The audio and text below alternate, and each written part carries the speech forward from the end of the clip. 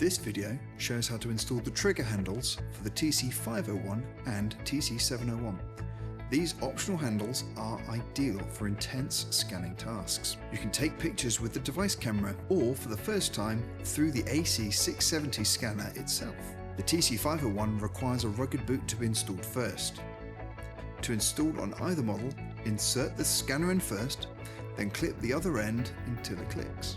To remove the device, use the one-handed latch on the back of the handle. The device can also be charged with the trigger handle attached. For more help, please visit zebra.com/support.